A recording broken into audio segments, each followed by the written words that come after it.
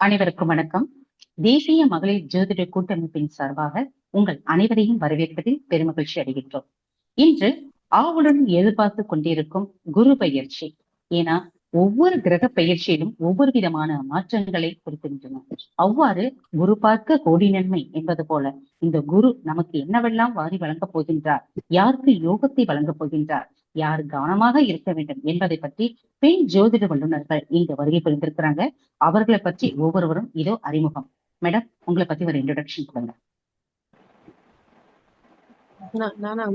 Yes madam. வணக்கம். ஜோதிட மகளிர் குழு சார்பாக என்ன இந்த குரு பயிற்சி பேச அழைச்சிருக்க கமலாம்பாள் மேடமுக்கு நன்றி. என்னோட பேர் டாக்டர் ரேவதி ராஜேஷ் கண்ணா. இந்த ஜோதிட துறையில 20 வருடங்களா பயணிச்சிட்டு இருக்கேன், வகுப்புகளும் எடுத்துட்டு இருக்கேன். என்னுடைய தனித்திறமைகள் அப்படின்னு பார்க்கும்போது பாத்தீங்கன்னா, பாரம்பரிய ஜோதிடமும் பிரசனங்களும் வச்சு பாக்குறது தான் என்னுடைய தனித்திறமை. இதோட நான் யூடியூப் சேனல்ஸ், நிறைய சேனல்ஸ் பேசிட்டு இருக்கேன் நானு. ஜோதிடம் சம்பந்தப்பட்ட விஷயங்கள் படிக்க, பார்க்க, சந்தேகத்துக்கு என்ன அணுகலாம். நன்றி. ஓகே. ஏன்னா அவர்கள் யூடியூப் சேனல்ஸ் மட்டும் இல்ல, பெரிய திரையில வரக்கூடிய நம்ம முக்கியமான விஜய் டிவி, ஜி தமிழ், கலைஞர் டிவி, இது மாதிரி இருக்கக்கூடிய எல்லா சேனல்ஸ்லயும் ஜோதிடம் சம்பந்தப்பட்ட தகவல்களை மக்களுக்காக வாரி வழங்கிட்டு இருக்கிறாங்க. மிகவும் ஃபேமஸானவங்க. அது மட்டும் இல்ல, வரக்கூடிய வாடிக்கையாளர்கள் அவர்களுடைய எதிர்காலத்துக்கு ஒரு வழிகாட்டியாக இருந்து அவர்கள் செயல்பட்டு இருக்கிறாங்க. நமது தேசிய மகளிர் ஜோதிட கூட்டமைப்பினுடைய தேசிய இணை செயலாளரா இருந்து செயல்பட்டு இருக்கிறாங்க. வாழ்த்துக்கள் மேடம். Okay, thank you. அடுத்தது மேடம், உங்களை இன்ட்ரோடியூஸ் பண்ணிக்கோங்க. மலர்விழி மேடம். அனைவருக்கும் வணக்கங்க. என்னுடைய பேரு மலர்விழி, பொள்ளாச்சி ஜே ராசி மலர்விழிங்க. நான் தாம்பூல பிரசன்னம், சோழி பிரசன்னம், இது ரெண்டும் தான் பிரத்யோகமா பாக்குறேனுங்க.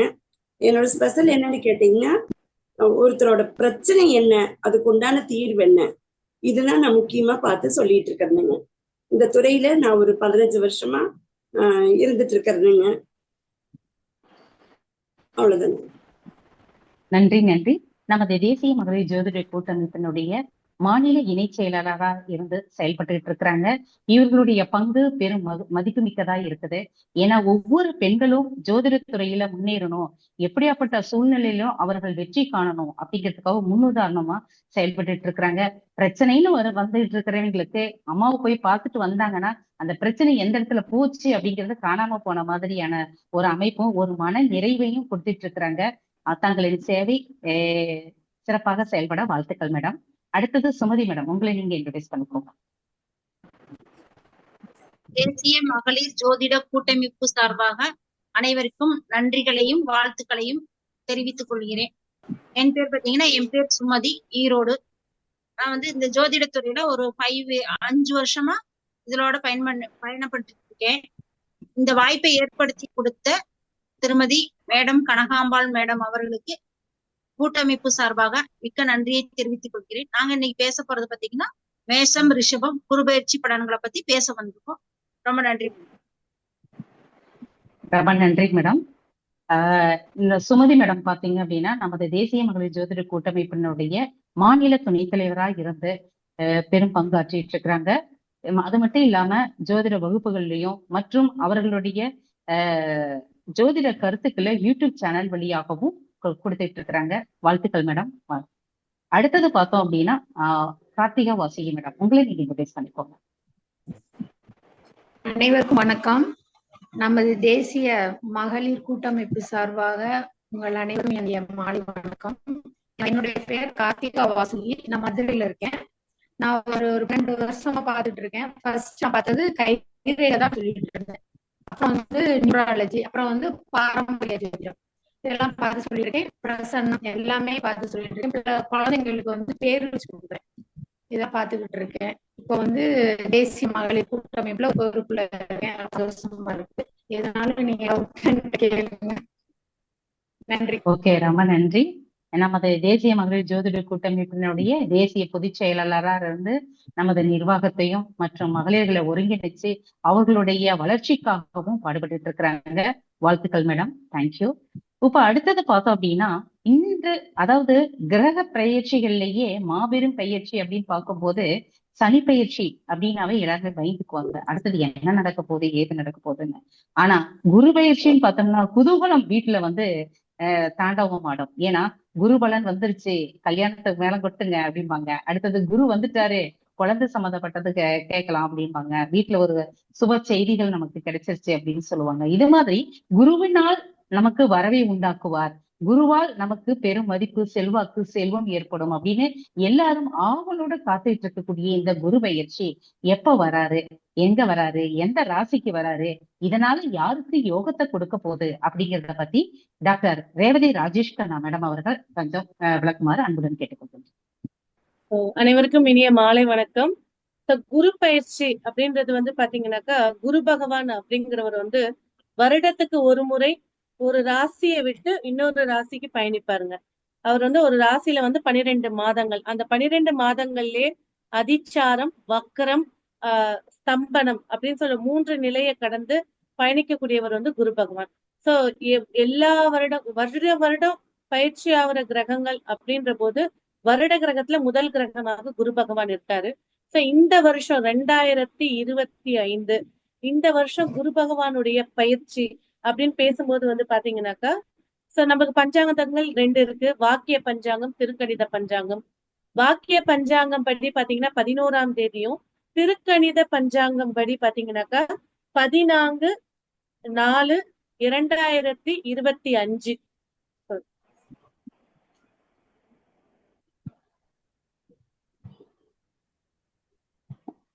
அதாவது 11/5 மாதம் வாக்கிய பஞ்சாங்கப்படியும், 14ஆம் தேதி 5வது மாதம் இரவு 10:36க்கு குரு பகவான் வந்து ரிஷபத்துல பயணிச்சுட்டு இருந்தாரு கடந்த வருடம் வரைக்கும். இப்ப ரிஷபத்துல இருந்து மிதுனத்துல பயணிக்க போறாரு. அப்ப மிதுனம் சொல்லும் போது அங்க இருக்கக்கூடிய நட்சத்திரங்கள் மிருகஷீடம், திருவாதிரை, புனர்பூசம். இதுல ஒரு பிளஸ் பாயிண்ட் என்னன்னா, குரு தன்னுடைய நட்சத்திரம் இருக்கக்கூடிய வீட்டுல பயணிக்க போறாரு. இந்த குரு பகவானுடைய பயணம் பாத்தீங்கன்னாக்கா, மிதுனத்துல காற்று ராசியில ஆகாய தத்துவம் கொண்ட குரு பகவான் உள்ள என்ட்ரு ஆகுறாரு. அவருடைய முப்பார்வைகள் சொல்லக்கூடிய 5, 7, 9 இந்த பார்வைகள் வந்து பாத்தீங்கன்னா ராசி சக்கரத்துல துலாத்துல 5வது பார்வையாகவும், தனுசுல 7வது பார்வையாக, அதாவது தன்னுடைய வீட்டையே 7வது பார்வையாகவும், கும்பராசிய 9வது பார்வையாகவும் இந்த குரு பகவான் பயணிக்கிறார். ரொம்ப சந்தோஷம் மேடம். இது யாருக்கு வந்து இந்த வருடம் யாருக்கு யோகத்தை கொடுக்கும்? முதல் தரமான யோகம் யாருக்கு கொடுக்கும்? முதல் தரமான யோகம் அப்படின்னு பேசும்போது வந்து பாத்தீங்கன்னாக்கா, இந்த வருடம் வந்து குரு பகவான்றவர் வந்து ஞானக்காரகன், தனக்காரகன், அதே போல புத்திகாரகன். அதாவது ஒரு உபதேசம் சொல்றதுக்கு, எல்லா சுபகாரியங்களுக்கும் அப்படின்னு பேசும்போது குருவை தான் நம்ம எடுத்து பேசுவோம். அப்ப வந்து பாத்தீங்கன்னா 12 ராசிகள்ல ரிஷப ராசிக்கு 2ஆம் இடத்துக்கு வராரு, சிம்ம ராசிக்கு 11ஆம் இடத்துக்கு வராரு, துலா ராசிக்கு பாக்கியஸ்தானத்துல வராரு, கும்ப ராசிக்கு பூர்வ புண்ணியஸ்தானத்துல வராரு. அப்ப முதல் தரமான விஷயம் அப்படின்ற போது பாத்தீங்கன்னா ரிஷபம், சிம்மம், துலாம், கும்பம். இந்த அதாவது ஒரு விஷயம் நம்மளுக்கு எல்லாருக்குமே தெரியும், குரு நின்ற இடத்த சுத்தம் செய்வாரு. நின்ற இடத்தை விட பார்வைக்கு அதிக பலன், சுபமங்கல பலன் சொல்லுவோம். சோ முதல்ல வந்து இவங்களோட தனஸ்தானத்தையும் லாபஸ்தானத்தையும் பாக்கியஸ்தானத்தையும் பூர்வ புண்ணியஸ்தானத்திலயும் வர்றதுனால ரிஷபம், சிம்மம், துலாம், கும்பம் இவர்களுக்கு இந்த குரு பயிற்சி வந்து ஒரு சுப பலனை ஏற்படுத்தி கொடுக்க போகுது. மிக சிறப்பு மேடம். யாரு எச்சரிக்கையா இருக்கணும், கவனமா இருக்கணும் இந்த குரு பயிற்சினால? யாருக்கு வந்து கொஞ்சம் கவனமா இருக்க வேண்டிய ராசிகள்? ஓகே, சோ குரு பயிற்சி அப்படின்னு சொல்லும் போது வந்து பாத்தீங்கன்னாக்கா, இப்ப விரயஸ்தானம், கடகராசிக்கு விரயஸ்தானத்துல வர போறாரு. அதே போல வந்து விருச்சக ராசிக்கு அஷ்டமஸ்தானம் சொல்லக்கூடிய 8ஆம் இடத்துக்கு வர போறாரு. தனுசு ராசி தன் வீட்டுக்கு பாதகஸ்தானத்துல மிதுனத்துல வர போறாரு. அடுத்தது மீன ராசிக்கு 4ஆம் இடமா இருந்தாலும் கேந்திராதிபதி தோஷம் அப்படி சொல்லக்கூடிய ஒரு மைனஸும் அதுல ஏற்படுத்தி தர போறாரு. சோ இதெல்லாம் விட வந்து பாத்தீங்கன்னாக்கா, குருவுடைய பார்வைகளுடைய பலன்கள் பேசும்போது, குருவுடைய 5வது பார்வை சுபமங்கல பார்வையும், 7வது பார்வை சந்நியாச பார்வையும், 9வது பார்வை ஆசீர்வாதமான பார்வைன்னு சொல்லுவோம். அப்போ இந்த குரு பயிற்சி எடுக்கும் போது முதல் எச்சரிக்கையா இருக்கக்கூடியவங்க தனுசு ராசி நேயர்கள். ரெண்டாவது தரமாக எச்சரிக்கையா இருக்கக்கூடியவங்க அப்படின்றது கடகத்துக்கு 12 தான். 12ஆம் இடத்தை நம்ம விரயஸ்தானம்னு அதிகமா பேசினாலும் அந்த 12ஆம் இடம் தான் மூலதனம் அப்படின்ற ஒரு பங்கு இருக்கிறதுனால கடக ராசியை பொறுத்த வரைக்கும் 60-40 அப்படின்ற அளவுல சுப பலனை அவர் ஏற்படுத்தி கொடுக்க போறாரு. அதே நேரத்துல கொஞ்சம் கேர்ஃபுல், அதாவது விருச்சக லக்னம் விருச்சக ராசின்னு எடுக்கும்போது 8ஆம் இடம் அதிர்ஷ்டஸ்தானம் நம்ம எடுத்தாலும் அவருடைய 7ஆம் பார்வையா 2ஆம் இடத்துக்கு இருக்கிறதுனால விருச்சக ராசி நேயர்கள் கொஞ்சம் கவனமா இருக்கணும். அதுக்கு அடுத்தது மீன ராசி நேயர்கள், மகர ராசி நேயர்கள் கொஞ்சம் கவனமா இருக்கிறது சிறப்பு ஏற்படுத்தி தரும். சாந்தி பரிகாரங்களோ இல்ல ஜாதக ரீதியானது குரு பயிற்சி பலன்கள் அப்படின்னு சொல்லி நம்மளோட குழுல அவங்க எடுக்கிறாங்க.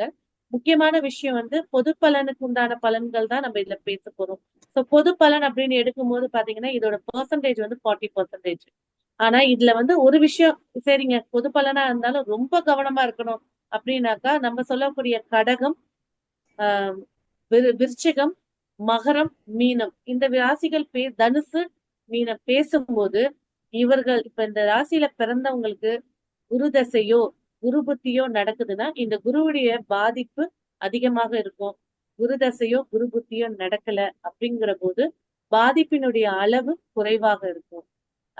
ஆஸ் யூஷுவல் சொல்ற மாதிரி மீன கட்டத்துல யார் யாருக்கு என்னென்ன கிரகங்கள் இருக்குன்னு பாத்துக்கோங்க. இப்ப பிறந்த கால ஜாதகத்துல மீனத்துல ராகு இருக்கு அப்படின்னா இந்த குரு வரும்போது பேர் புகழையும் ஏற்படுத்தி கொடுப்பாரு, நஷ்டங்களையும் ஏற்படுத்தி கொடுப்பாரு.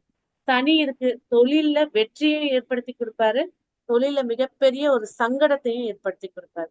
சுக்கிரன் இருக்குன்னா லாபத்தை ஏற்படுத்தி கொடுப்பாரு, சூரியன் இருக்குன்னா வளர்ச்சியை ஏற்படுத்தி கொடுக்க போறாரு, புதன் இருக்குன்னா ஞானத்தை ஏற்படுத்தி கொடுக்க போறாரு. சோ இது கோச்சார ரீதியா பிறந்த கால ஜாதகத்தையும் பார்க்கக்கூடிய விஷயம். கொஞ்சம் லாங்கா கண்டிப்பா. அதாவது இது நம்ம இன்னைக்கு சொல்லக்கூடிய கோச்சார பலன்கள் ஒரு பொதுவான பலன்களே.